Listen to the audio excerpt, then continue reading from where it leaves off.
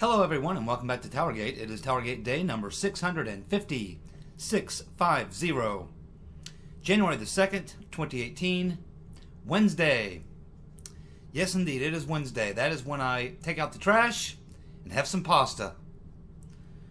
That's right, we're having pasta now on Wednesdays and taking out the trash, although I'm not sure what the trash collection. Last week they moved it a day. So I'm not sure if that's still happening this week or not. Haven't heard. I'll take the trash out anyway.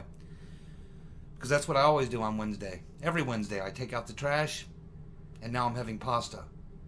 I used to have chicken. Now I'm having pasta. Alrighty.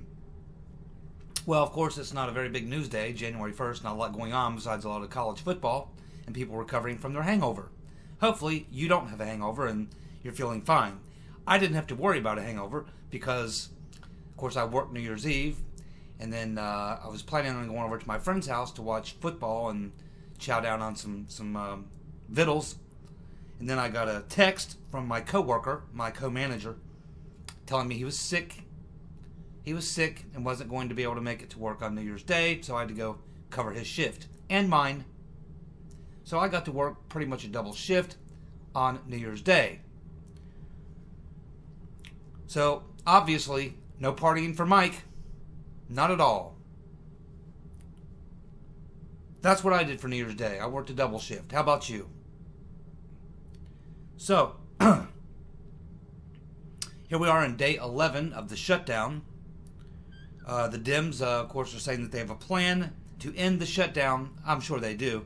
Which does not include the wall funding. Of course, that's going nowhere. McConnell's already said that if the Democrats don't put up a bill that includes wall funding, then it's going nowhere. He won't even bring it to the floor for a vote in the Senate.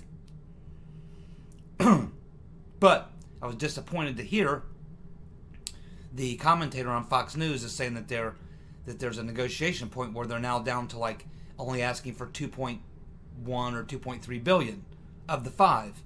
Trump just tweeted out yesterday that he wants all 5. So I don't know what the truth is here, but I don't think they should back down an inch. 5 is, they need 25. Only asking for 5. The 25 was the point where they were negotiating, I thought. To back it down to half that and only ask for a little over 2, where they were being offered 1.6. They could have signed this whole thing 2 weeks ago. When everyone had a government shutdown, they had 1.6 in there. What's the point? As I said, when this whole thing started, I've watched many government shutdowns. And unfortunately, my experience is that typically who's right or wrong on the issue, depending on which side you're on, never seems to matter.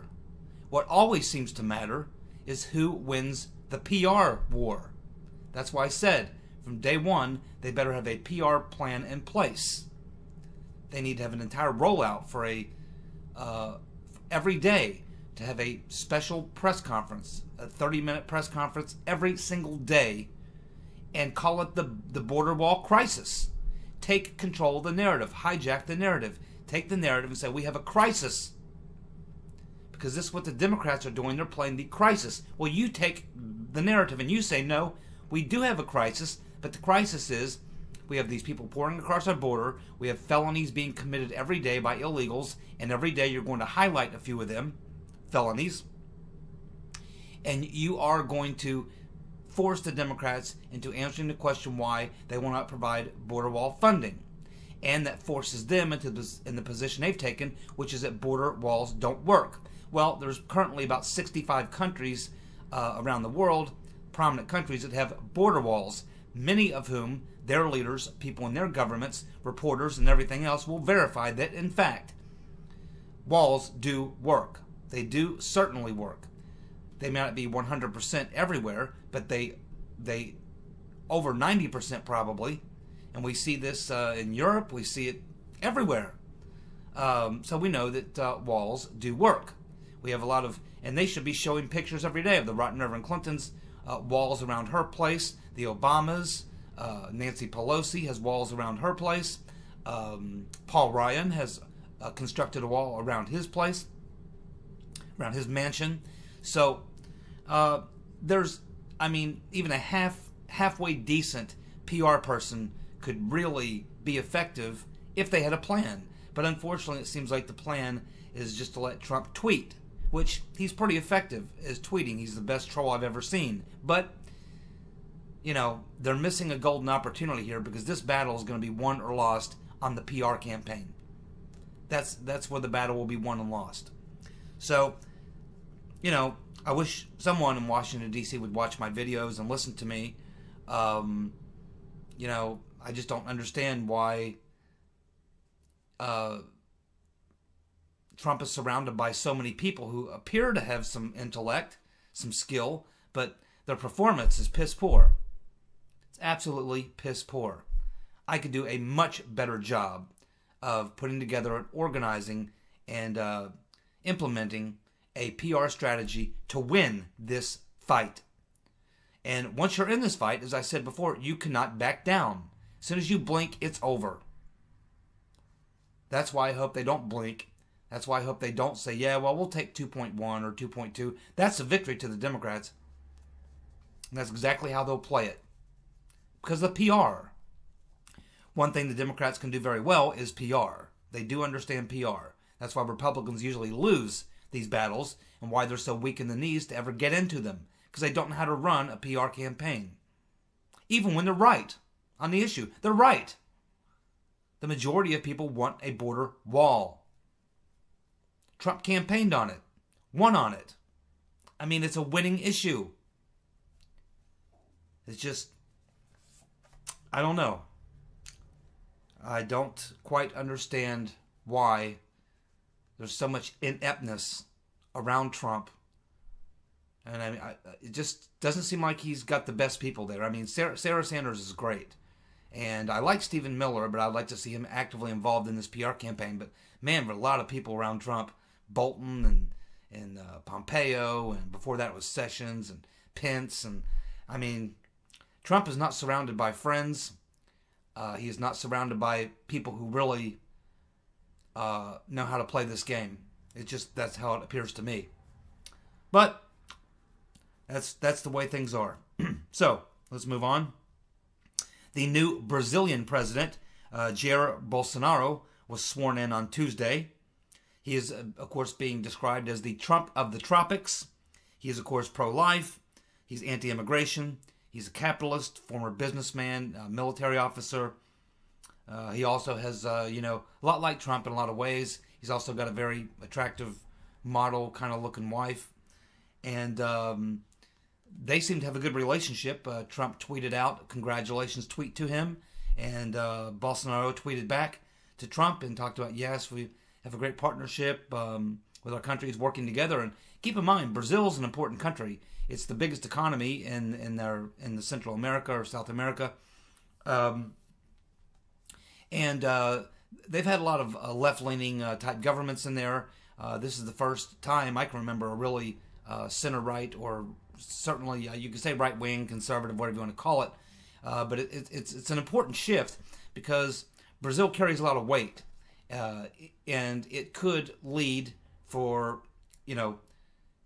it could lead to more center-right type leaders being elected in South and Central America if Bolsonaro is successful. And I believe he certainly can be. He's certainly got a great country to be successful. Brazil has a robust economy, tremendous natural resources, very smart, educated workforce. It's a very advanced country. It's there's a lot going on with Brazil that's all very good, and hopefully Bolsonaro can be the groundbreaking force in South and Central America that can lead to more center-right type leaders coming into power in that region. It's something that the U.S. has been working on for decades and decades and decades, and they've never been able to be successful because it's always been some puppet that they put in. And I'm certain that Bolsonaro probably, there was forces from the U.S. government probably involved in that, but he doesn't appear to be a straight-up puppet. He seems to be his own man. So anyway, we'll keep watching as things play out with his presidency in Brazil, and certainly hope he has a lot of success, and I believe he will. And that's very good for Trump and for the rest of the world as we see this growing populist center-right movement growing around the world, and it's not slowing down. It started about 5-6 years ago, and it's continuing to pick up steam. And as I said in yesterday's video, I think we'll continue to see this pattern moving all across Europe with this movement toward populism, nationalism will continue, and I don't see any end in sight. And I think that it's going to be a very turbulent year in Europe. But I believe that at the end of it all, I believe we are going to see a fairly major flip in Europe from a real sort of leftist mentality to a more center-right mentality, only because of the failures of socialism, of leftism in general. And of course, again, it's going to be a volatile year, a lot because it looks like we're going to have a hard Brexit. That's going to trigger a lot of chaos and a lot of problems within the EU. I do expect a European banking crisis sometime in the summer. So there's a lot to watch in Europe, and we'll certainly be doing that in 2019. Trump tweeting out 2 tweets I've made note of. The first one is just kind of his New Year's Day tweet, which is that he says 2019 will be a fantastic year for those not suffering from Trump derangement syndrome. He says, calm down, enjoy the ride. Great things are happening for our country. So that's an interesting tweet. And again, it plays into my thoughts that Trump is essentially just ready to move on and to focus on the economy, to focus on trade, to focus on foreign policy, to focus on all these other things. And again, it just it seems like that's the path that he's choosing to take. Again, is how that relates to, no cryptic tweets here about, the perps going to jail or the rotten reverend or any of this type of stuff. It's just a sort of an optimistic quote about the new year, and he says he wants to create a lot of wealth and a lot of prosperity in the country. Nothing really about, taking down the deep state. Nothing about holding the perps accountable for the crimes. It's, in a lot of ways, recently it just seems like he's ready to move on. And so, as I've said for a very, very long time, if there is to be any justice in the Spygate conspiracy, it will only come if the people force it. This will take, to get the truth out, it will take the folks, the people, forcing the issue, demanding that the perps be held accountable for their crimes. And I think that that's where it ends, pretty much. Whether or not people have a mechanism or understand how they can do it or what they can do to force the perps to be held accountable. And I think it's very important. I believe Trump feels this, but I just see no evidence at this point that there's any real plan to bring the perps to justice, other than public pressure is the only thing I think we have left. Public pressure. How we get it out there, I don't know. Maybe it's some report by John Solomon, maybe Sarah Carter, maybe Paul Sperry, maybe some reporter comes up with something, finds a witness, finds some documents, although there's tons of documents, tons of evidence. There's no question what happened. The evidence is clearly there. We know just about everything, but that doesn't seem to matter. So, I honestly don't know what it would take, but I think whatever happens, if there's any justice that's going to be brought to the perps, I think it's only going to happen if, in fact, the people force the issue. Public pressure is probably all we have left. That's my opinion. Trump was also tweeting back at General McChrystal. Many of you remember General McChrystal very well. Of course, he was fired by Obama. And of course, General McChrystal is making negative comments about Trump. And so Trump tweets out, General McChrystal got fired like a dog by Obama. His last assignment, a total bust. Known for a big, dumb mouth. And a Hillary lover. Yep, he's still going for the jugular. Yes, he is. And also, let's not forget that it was the Rolling Stones reporter, Michael, I forget his name now, but the Rolling Stones reporter whose Mercedes mysteriously blew up, he had been working on a story that it was alleged it was going to expose some things about General McChrystal and some of the operations going on. And of course, that's when he had his mysterious Mercedes blowing up. And the whole thing got shut down pretty quietly and just sort of went away. Michael Hastings, I believe his name was. So General McChrystal was caught up in that, whatever story that Hastings was working on. It had something to do with these activities that were going on under General McChrystal, if I remember correctly. So he's a dirty bird, and never cared much for him anyway. So who needs him? So Trump getting back at General McChrystal on Twitter. Well, very interesting. How many of you read or saw much of the New Year's speech from Kim Jong-un? Very different than what you normally see from a North Korean leader on this type of a speech. Normally, they're in their military-type uniform, standing behind a podium with a lot of generals behind them, and they're showing clips of their military hardware. They'll show pics of and video of their military in action, training and launching missiles, and sometimes there are big parades in the streets. But very interesting that Kim Jong-un did not do that this year. He actually was wearing a suit and tie. He was seated in a big, cushy, comfortable chair in an office with a very warm sort of look around him. There was no podium. There was no military stuff. Nothing like that. And he said in his address that he was committed to denuclearizing the peninsula.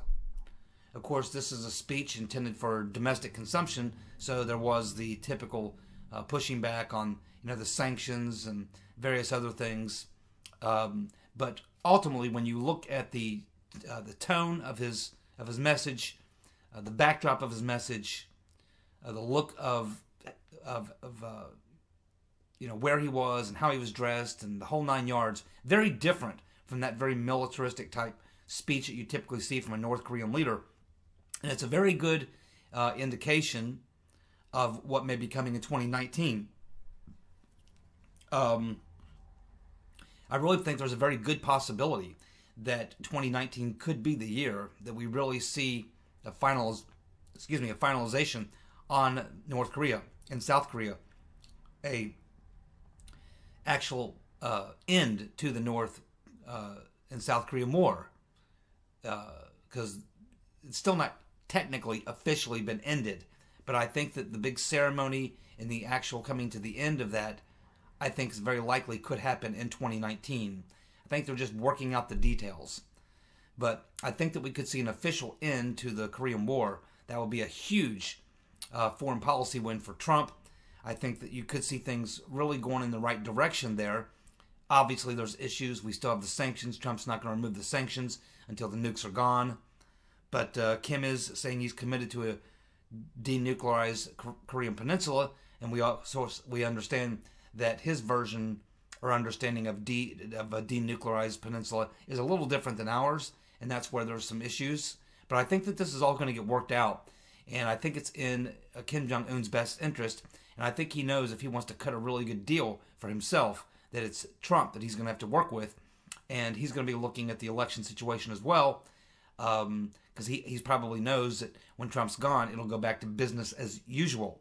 So I think Kim Jong-un knows that his opportunity is while Trump is president, and there's no guarantee that he will be after 2020. So I think that there may be pressure on Kim Jong-un to make a deal with Trump, and that would be a massive foreign policy win. It would almost certainly mean that they would have to give Trump the Nobel Peace Prize, which would be hilarious, because that's the last thing in the world they want to do. But they would look completely stupid if we had an end to the North Korean South Korean War and a real peace agreement and a real effort at denuclearization of the peninsula, and then Trump not be nominated or given the Nobel Peace Prize. It would be hard to imagine that happening.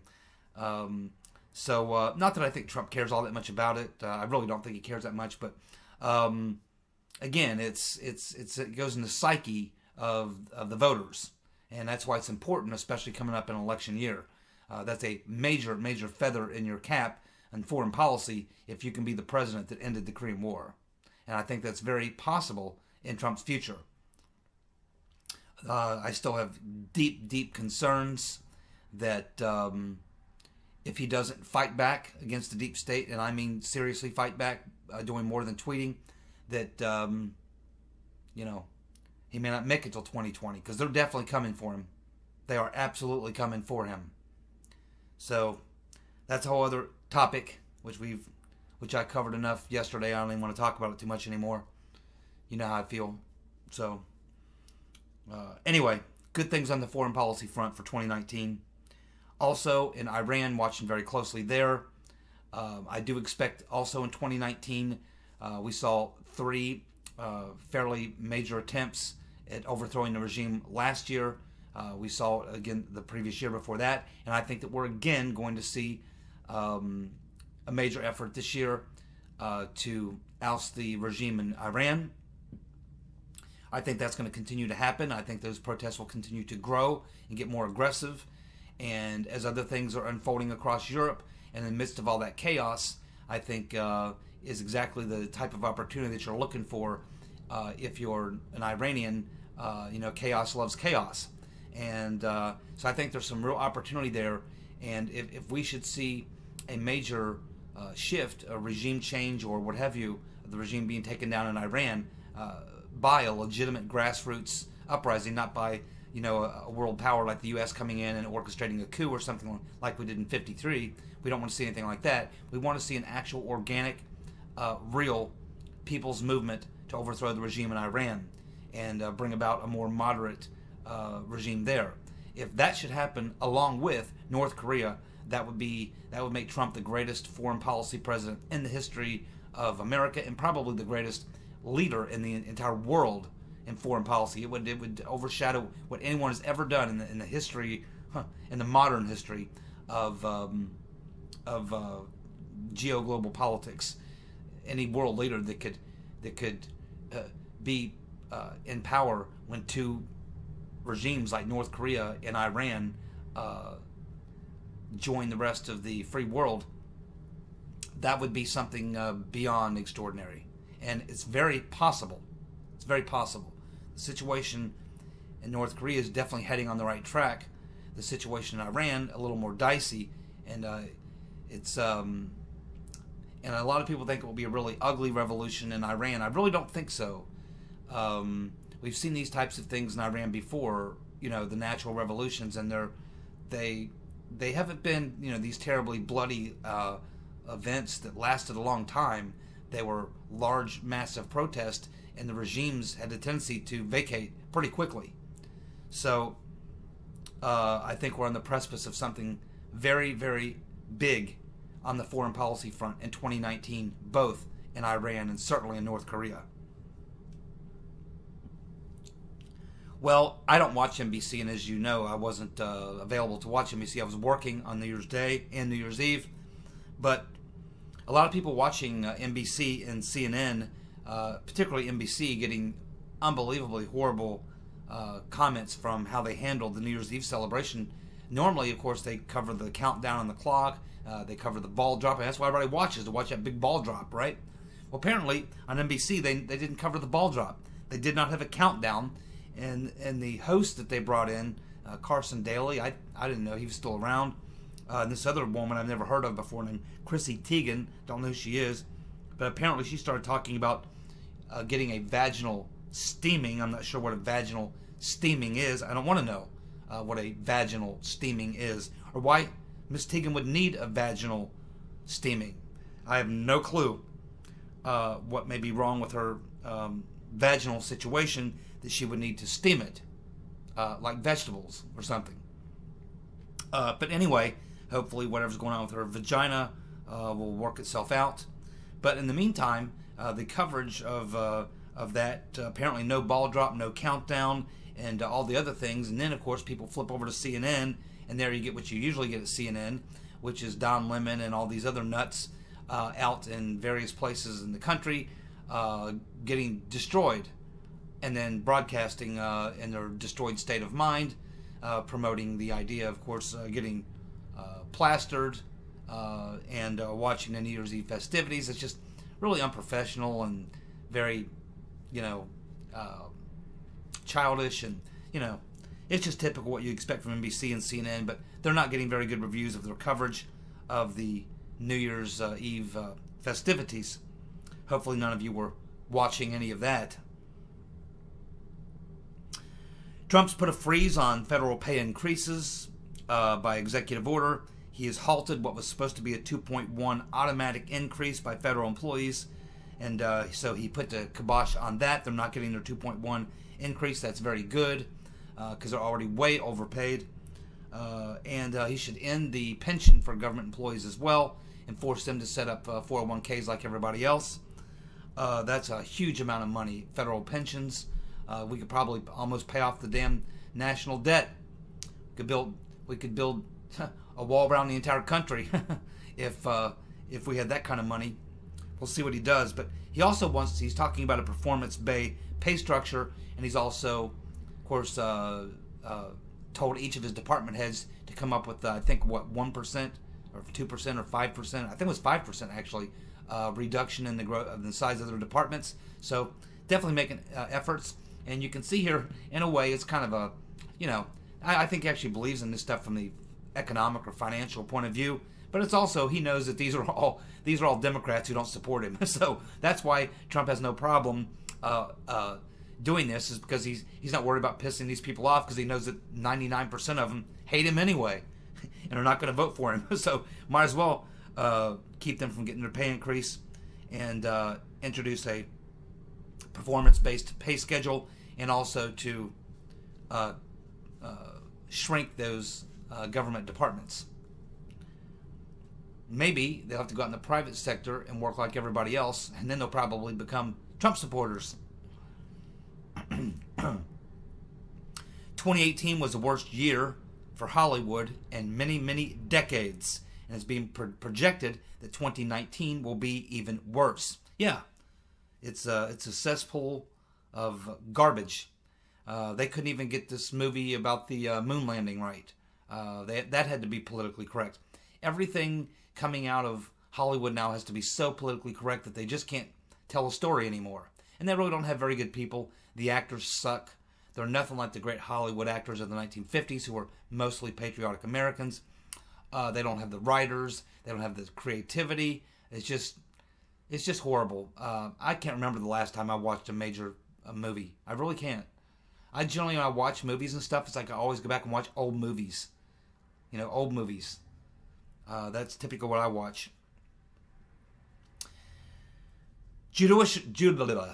Judicial Watch has now received some more documents on the Tarmac meeting, which is kind of funny. When they started requesting documents on the Tarmac meeting way back in 2016, first they were told by the FBI there were none. Then they finally were forced to admit there were some, and they got a first batch. It wasn't many, like 15 pages. Then they got a second batch of like 29 pages. Now they've just discovered another 16 pages.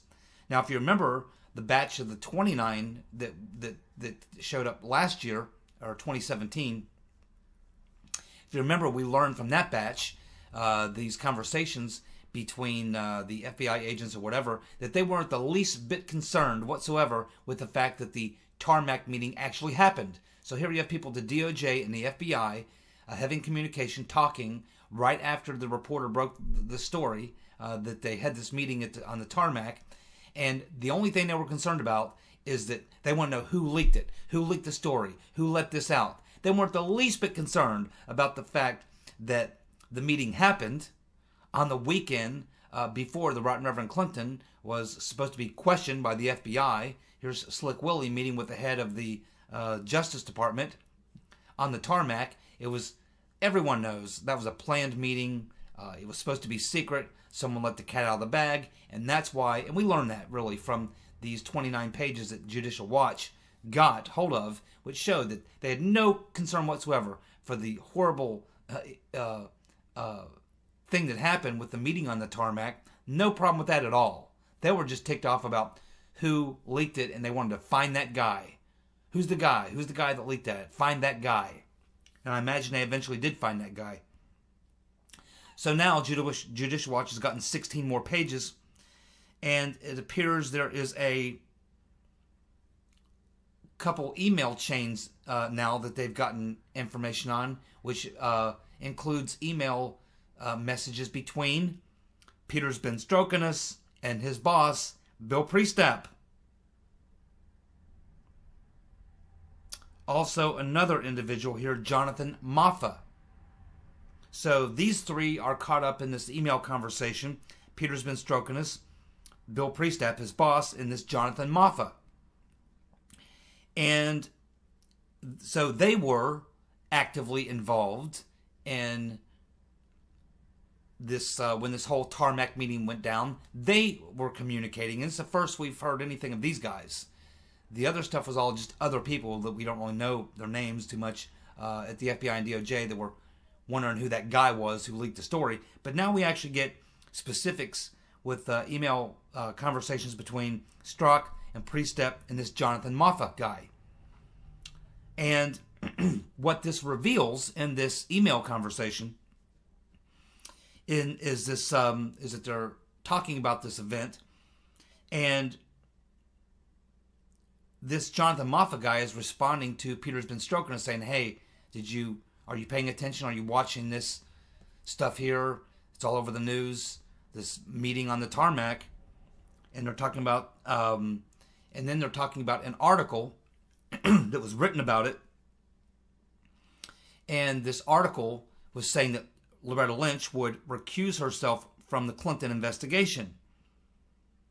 And then you get Peter Strzok saying, "Yeah, this is an interesting development."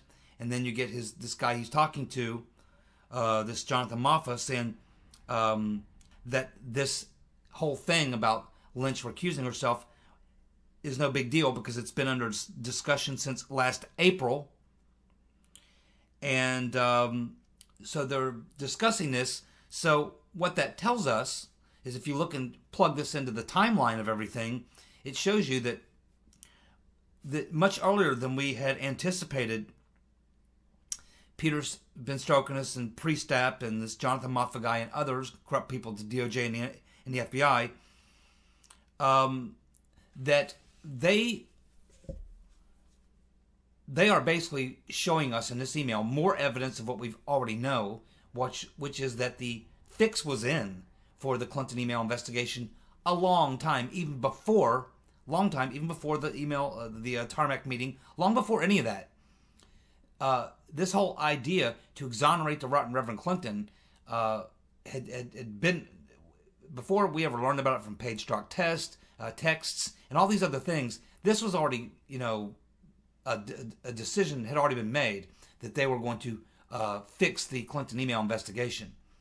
And this probably goes back to the very beginning when this intelligence inspector general, who was forced out, by the way, discovered that the rotten Reverend Clinton had the private email server and that the Chinese had hacked it. And then, of course, the email server thing comes up during the Benghazi hearings when they find out she has this private server. So way back, a long time ago, before any of the Trump-Russia, before Spygate, before the 2016 election, before any of that, this all goes back to the days of the Benghazi hearings. And even back at that time, the decision had already been made to fix the email. They knew when they learned about the rotten Reverend Clinton having a private email server, when they learned that it had been hacked and all these other things, it was decided a long time ago to put the kibosh on the investigation into the rotten Reverend Clinton. Long time before Spygate, the 2016 election, or any of that. That was cooked up a long time ago. And this email conversation just proves that. More evidence.